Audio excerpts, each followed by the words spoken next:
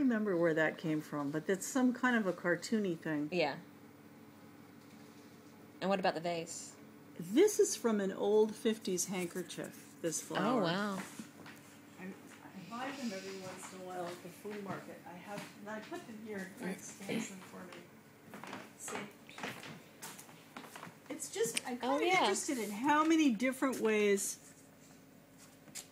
you can render something that we still read as a flower, you know? Mm-hmm. And each thing is a little bit still freighted with like 50s pop or 40s, whatever, you know what I mean? It still has a little bit of that in it. It's an nasturtium, but it's also Chinese, or it's a nasturtium, but it's also 50s, something like that.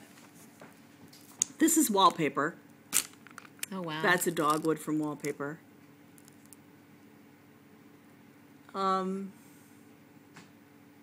This is a Dartmouth thing. I can't remember exactly what it is, but it's got that kind of very medical, you know, correct kind of thing about it. Do you know anything about the Heron School of Art and Design in Indianapolis? I've heard of it, yeah. Because I took some courses at IUPUI, which is where that is. And it is unbelievable what they've done there. And evidently their printmaking department, one of my assistants at the gallery is getting her MFA in printmaking. And she came from Denver and wanted so badly to get in that school. And I was like, what? I mean, because I just haven't been there. Yeah. I've been in New York the last 20-some-odd years. Yeah. And now that I've gone back, I took a whole tour of the facility. I mean, it's incredible. Yeah.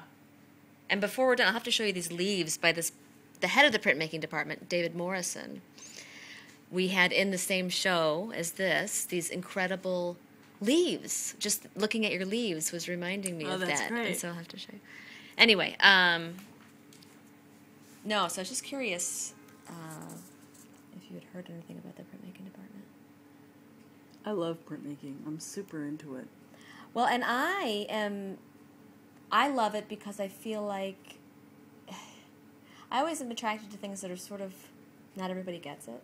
And there's just so much that I feel like I can always learn because the processes. Yeah, my prints are very, I mean, people fast. think prints are quick, but the way I end up making prints, there's nothing quick about it. Right. Well, and really any print, if you think about anything other than maybe a, simple line dry print that's just whipped out. There's, people don't understand, which is too bad. But then they feel rewarded when they do begin to understand, because it's a little harder. Yeah. They like it. So let's see. In this one, I can't think of this name right now. I think this is actually called, that's a chenille plant, maybe. Okay, so that, I believe that's directly printed, but I could be wrong on that, but I know it's hand-colored. This is directly printed. Now you can see that is from a book of medieval woodcuts of herbal plants, and it has a medieval kind of quality about it. This like a very prickly quality. Yeah. And this image is too. Yep. And these cherries are taken from a primer teaching young kids how to read. Oh, okay. Like so they Dick have and Jane this kind of Yeah. So they have this, Well, it's this sense of nostalgia. archetypal kind of quality. Yeah. This is a handkerchief. The red. Yeah, that daisy there.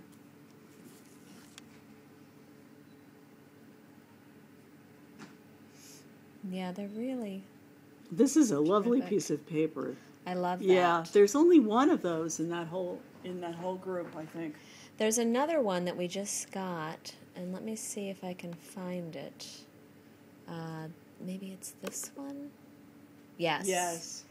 That has that beautiful, I guess the That's edge a nice isn't paper. speckled, I but think it's that's beautiful. from Barcelona. Oh, yeah? Yeah, I just go over to the paper store and I'm like, okay, I'm going to get one of these and one of these and one of these, etc.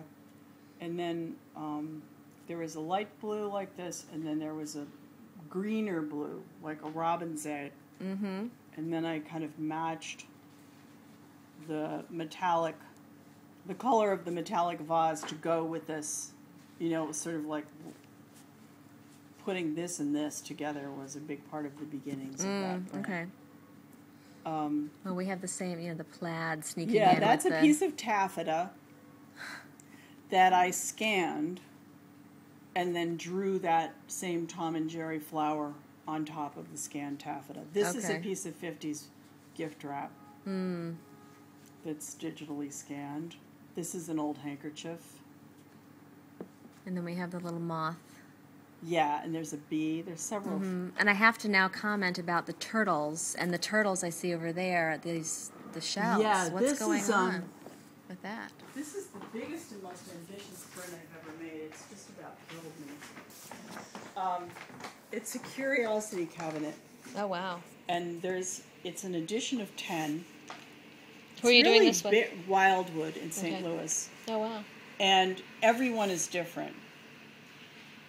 And so each print, I don't have one that I can show you now, but this is a box that has one in it. Okay, So wow. that gives you an idea So they're of very the large. scale. Yeah. So each one of those has these, I believe it's 30 objects in it. Mm-hmm.